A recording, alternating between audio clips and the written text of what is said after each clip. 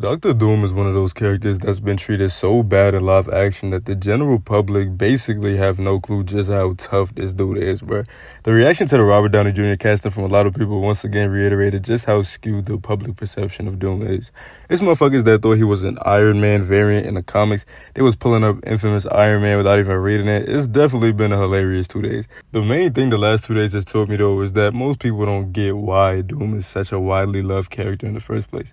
Some people weren't a fan of the casting for various different valid reasons, and in response to them, there were a few people who were like, so what, is it just Dr. Doom? Nah. So today we're going to talk about one of my favorite comic villains ever. What really makes him special? For me, there's 5 things that set Mr. Victor apart from the rest of the pack. First and foremost, his absolutely diabolical ego. We have never seen narcissism at this level in a comic villain ever. It's giving us some tough-ass one-liners too. One thing about Doom, he always finna have a bar in his back pocket. I was a god before, Valeria. I found it beneath me. Talk that shit, nigga. Talk that shit. He refuses to even walk through doors. He prefers busting through walls, which would be fine by me as long as he throw me enough bread to fix it. Not in this economy, gang. Either make some bank transfers or use the front door like everybody else. You a whole king, you can afford it. This guy's mother was trapped in literal hell for years, and even though he tried to get her back, he refused to ask Strange for help that entire time just because he ain't want to beg. He couldn't even put his pride to the side to save his mama from Satan, bro. That's kind of crazy, I'm not gonna lie.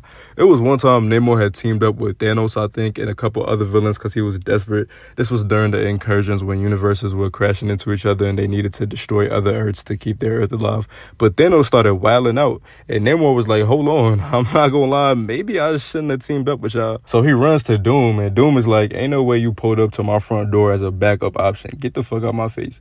Doom is no man's second choice. Despite the fact that the fate of the world was literally at stake, he was like, nah, I'm not your rebound. Get up out of here, gang. None of that is comparable to how he get when it comes to Reed Richards, though, and that's number 2. His rivalry with Reed. You haven't experienced true hatred till you've read Fantastic Four Dr. Doom comics. That nigga hated him immediately. From the moment they was assigned as roommates in college and Doom started tweaking out, it was nothing but smoke since then. The shit they've done to each other over the years is crazy, bruh. One time after Reed trapped Doom in hell and tried to imprison him in another dimension, he took over Reed's body and forced him to kill Ben. The two of them have one of the best dynamics in comic history. They both have insane egos, but in entirely different ways. Doom the type to look you dead in your face and tell you you're nothing compared to me and I'm better than you in every conceivable way. Reed, on the other hand, isn't really braggadocious or outwardly prideful, but he often takes people's futures into his own hands and makes decisions for them because he feels like he always knows best.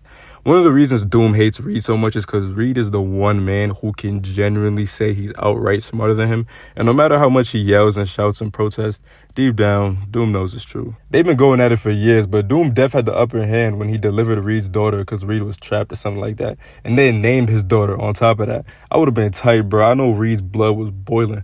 On top of all that, Valeria's first word was Doom. That nigga a troll, bro. He genuinely an asshole. An asshole that knows how to dress, though. Listen, your favorite villain does not put it on like this.